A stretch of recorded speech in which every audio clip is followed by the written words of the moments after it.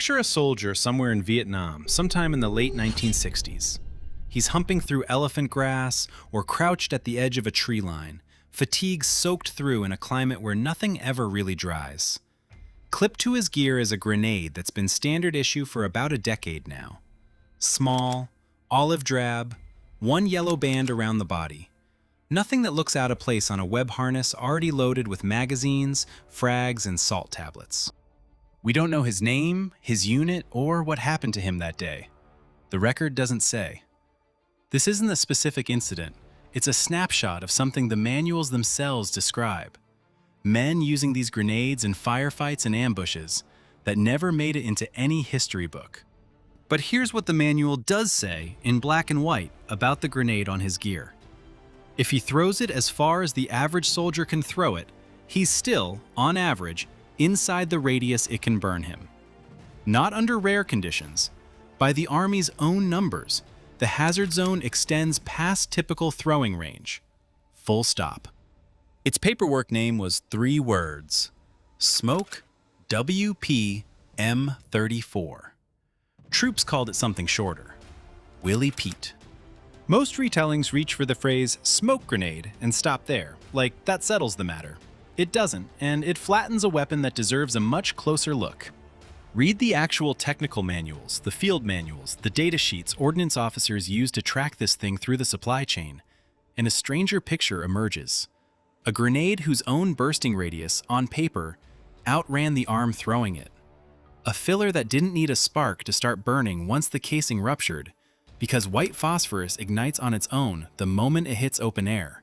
No fuse, no friction, no help required.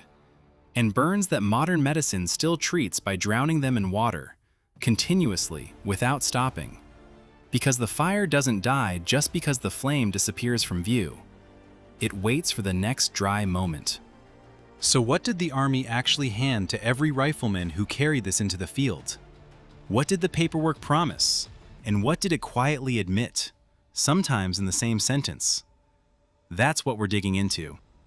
On April 30th, 1959, the Army made a quiet paperwork decision that would follow soldiers into the Vietnam era without any of them ever reading the memo behind it.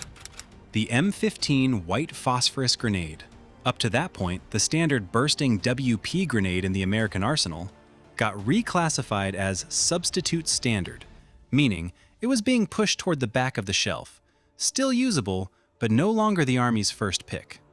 In its place, the M34. Production started at Rocky Mountain Arsenal in the late 1950s, one of the sprawling industrial complexes churning out ordnance for a Cold War military that expected to need it in quantities most people never think about. By the time American ground troops were fighting in Vietnam, the M34 had become the primary white phosphorus hand grenade in the U.S. inventory. Not a specialty item reserved for demolition teams or chemical corps specialists, it sat in the same supply manuals as M16 rifles, frag grenades, and canteens, on the same requisition forms as the most ordinary equipment a rifle company drew before heading out. Here's what a soldier was actually carrying if he ever stopped to really look at it. The body, rolled steel, cylindrical, serrated on the outside to help it fragment on detonation. Broadly similar in silhouette to other U.S. grenades of the era, easy to mistake at a glance for something far less unusual. Inside that steel shell, 15 ounces of white phosphorus, packed in as filler, waiting for the casing to open. The complete grenade, according to Field Manual 2330, weighed 27 ounces, a little over 1.5 pounds, roughly the heft of a large can of soup. Other Army data sheets list the grenade with fuse at 24 ounces. The exact figure shifts slightly depending on which manual you're reading, typical of paperwork compiled across different years and arsenals. But the filler weight never moves. 15 ounces of white phosphorus, every time, in every manual. It used a fuse called the M206A2, a pyrotechnic delay type, the standard several-second delay common to hand grenades of the era, giving the thrower a brief window between release and detonation, though the exact count isn't spelled out in the M34's own datasheet. Painted light green, with one yellow band and red marking stenciled on, The color code the manuals use so troops could tell a WP smoke/incendiary grenade apart from fragmentation or other smoke types at a glance, even under stress, when guessing wrong could cost something. And it wasn't limited to hand throwing. It could be fired from a rifle using the M1A1 or M1A2 grenade projection adapter, a fitting that gripped a groove machined into the grenade's base and launched it well beyond arm's reach, turning a rifle into a way of putting distance between a man and the very hazard radius the manual warned about. Reasonable. Sensible. A well-cataloged piece of ordnance, on paper, filed and numbered like everything else in the supply system. Then you hit the numbers that actually mattered in the field, and the picture stops looking so tidy. Field Manual 2330 states it plainly, no hedging. The average soldier can throw the M34 30 meters. The grenade has a bursting radius of 35 meters. Read that again, slowly. The fire reaches 5 meters farther than the manual's own figure for the average soldier's throw. 5 meters he can't make up with a stronger arm or better technique, because the manual is describing an average, not a weakness. The manual doesn't dress this up or bury it in a footnote. It states, as a direct operational instruction, that all friendly personnel within 35 meters of the burst, including the man who just threw it, standing in the open where he released it, arm still following through, need to be in a covered or protected position when it detonates. Not recommended. Required, in the same flat tone the manual uses for loading a rifle correctly. Sit with why that matters. It means the Army's own doctrine concedes, in writing, that a soldier standing in the open at his best typical throw cannot rely on distance alone to escape the weapon he just released with his own arm. For most hand grenades, doctrine assumes the thrower can clear the main danger zone before detonation. That's the entire logic behind throwing something instead of carrying it into contact. The M34's paperwork admits that with its WP spray, that assumption doesn't hold. He has to find actual cover, something solid between himself and the burst. There's no version of the math where distance alone saves him. So what's actually burning for that long, and why can't a man just outrun it once it's already scattered? White phosphorus. And the chemistry is unforgiving before the grenade has even finished tumbling through the air. As a chemical, white phosphorus doesn't need a spark, a friction fuse, or a detonator to ignite. It catches fire spontaneously on contact with oxygen, at roughly 30 to 40 degrees Celsius. That's below normal human body temperature. That's an ordinary warm afternoon in the jungle. The moment the casing ruptures and the filler hits air, it's already burning. No delay between exposure and ignition. Once it's burning, Field Manual 2330 puts the number at 5,000 degrees Fahrenheit, sustained for roughly 60 seconds. Long enough to matter, long enough to do damage well past the initial flash of the burst itself. Modern technical literature on white phosphorus combustion lists flame temperatures exceeding 1,300 degrees Celsius in open air, easily hot enough to burn through canvas, wood, leather, and human tissue, cutting through layers that would stop shrapnel without slowing down. And it doesn't politely burn in one place and stop. Burning phosphorus scatters outward from the burst in dozens of separate particles, clings to whatever it lands on, skin, cloth, equipment, webbing, and keeps burning there, embedded, for as long as air can reach it, indifferent to whether the surface is a sandbag or a soldier. That's the 60 seconds a soldier inside that 35-meter radius was being told, explicitly and without room for interpretation, to get under cover from. A full minute of sustained, self-sufficient fire that needed nothing further from anyone to keep going. Officially, the M34 was filed under smoke. That was the polite paperwork description. Grenade, hand rifle. Smoke, WP, M34.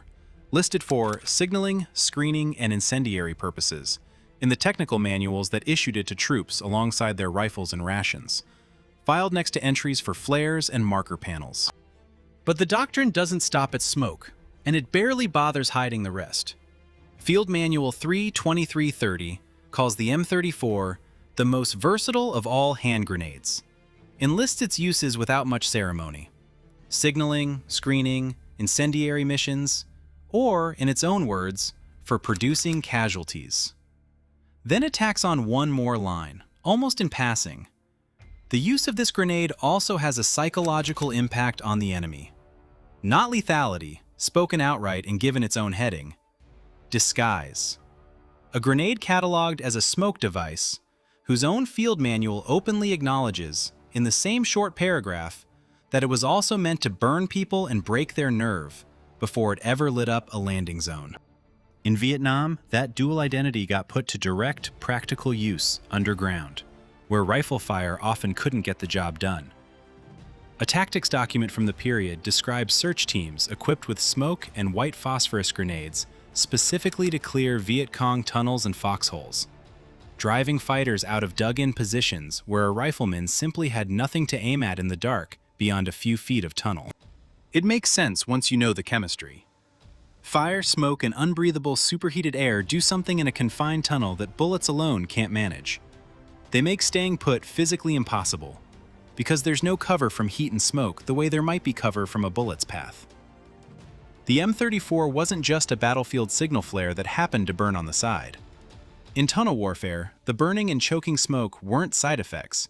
They were the entire reason it got thrown instead of a frag. Here's where this gets genuinely dangerous, even after the fire is supposedly out. Say a burning particle reaches skin during a firefight. The instinct is water. Douse it, smother it, move on. Except, white phosphorus doesn't follow that rule, and treating it like an ordinary fire can leave a hidden danger sitting under a bandage. Water can put the visible flame out, that much is true. Medical guidance from the World Health Organization and from military chemical casualty manuals agrees. Submerging or irrigating a white phosphorus burn deprives the particle of oxygen and the visible fire stops. Temporarily.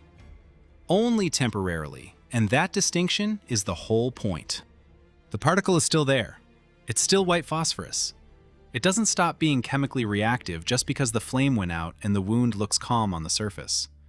It's sitting embedded in the tissue, inert only for as long as it's denied air. The moment that wound dries out, or a dressing comes loose, or a fragment gets re-exposed to oxygen even slightly, it reignites on its own, without warning, without a spark. Medical literature on these burns describes it directly: embedded particles that will reignite if allowed to dry. That's why treatment protocols never call for a single dousing and a bandage. They call for continuous wet coverage, ongoing irrigation, dressings kept saturated around the clock, and, ultimately, surgery. Because the only permanent fix is physically cutting every visible fragment of the chemical out of the tissue by hand. Water didn't defeat Willie Pete, it just put it on pause. And the pause could end the moment the wound was left to breathe. A lot of what circulates about this grenade online doesn't survive contact with the actual paperwork. And it's worth untangling, because the myths and the documented facts often pull in opposite directions. Start with the name. Search for this grenade and you'll find listings for an M36 WP grenade scattered across forums and replica sites, repeated confidently enough to sound authoritative. There was no U.S. white phosphorus hand grenade officially designated M36. That label looks like a replica market invention, not an actual ordnance designation. The U.S. technical manuals examined here list the Vietnam-era white phosphorus hand grenade as the M34, full stop. Then there's the suffocation claim, the idea that the M34 was deliberately designed to burn up all the oxygen in an enclosed space and suffocate anyone inside, rather than simply burn them. It's a dramatic image, and it turns up repeatedly in published writing about the grenade, often stated as flatly as any confirmed specification. But no technical manual or ammunition datasheet quantifies oxygen depletion as an intended design effect. WP fires do create dangerous heat and thick choking smoke in confined spaces. That part is entirely real, well documented in the tunnel clearing tactics themselves. But designed to suffocate is a step the primary sources simply don't take. There's also the claim that the M34's body was uniquely thin-walled, fragile, prone to rupturing if dropped or handled roughly compared to other grenades in the same inventory. It's a popular line in collector and veteran circles, but the technical manuals describe the body the same way they'd describe any steel grenade casing of the period: rolled steel, serrated to fragment. No manual singles the M34 out as unusually delicate. It may be true in practice, based on field handling passed down through stories. It isn't something the written record documents. And one more worth flagging. Some sellers and secondary write-ups claim the M34 was still in active use as late as the Gulf War in 1990. Maybe so. It's plausible enough for a grenade design that stayed in the American inventory that long without major replacement. But no primary ordnance record or Gulf War document reviewed here confirms it directly. Treat it as unconfirmed, not fact, until better sourcing turns up. So what actually made the M34 worth fearing, once you strip away the internet lore and just read the paperwork line by line? Not a secret design flaw hidden from the men who carried it. Not a conspiracy buried in a classified file somewhere. Just an honest reading of its own official documentation, sitting in plain sight the whole time. A grenade whose blast radius outran the arm that threw it, by the Army's own stated numbers. A filler that, once exposed, needed no detonator to start burning because it ignites the instant it touches open air, faster than a man can step back. A burn that modern medicine still treats by drowning it in water continuously because a single dry moment is all it needs to start again from nothing. And a doctrine that filed the whole thing under the harmless word smoke, while quietly admitting, in the very same paragraph, that it was also built to produce casualties and break enemy morale. That's the whole picture, laid out side by side. Not sabotage, not internet suffocation lore dressed up as history. A weapon whose own operating manual reads, in places, like a warning label addressed to the man issuing it, not just the man on the receiving end. Go back to that soldier at the top of this video, the one whose name and unit the record never gives us, standing at some tree line with a grenade clipped to his gear, like 100 other pieces of ordnance he barely thought twice about. What we do know, because the manual says so in plain language, is this. Standing at his best possible throw, 30 meters, he was still 5 meters inside the radius of what he'd just released into the air. That's the whole irony of Willie Pete, stated as plainly as the paperwork ever states anything. No embellishment required. The safest place near an M34 wasn't 35 meters back. It was behind cover. Every time, no exceptions, no matter how far his arm could throw. Some weapons earn their reputation by what they do to the enemy on the other side of the field. This one earned it by what it silently demanded of the man holding it in his own hand. Every time he pulled the pin. If you want more of this, the hardware that never makes it into the documentaries but shows up constantly in the paperwork nobody bothers to read anymore, subscribe to Warfare Unclassified. And tell us in the comments, does a weapon like this belong in a soldier's hands at all, if the manual itself has to warn him about the danger of his own throw?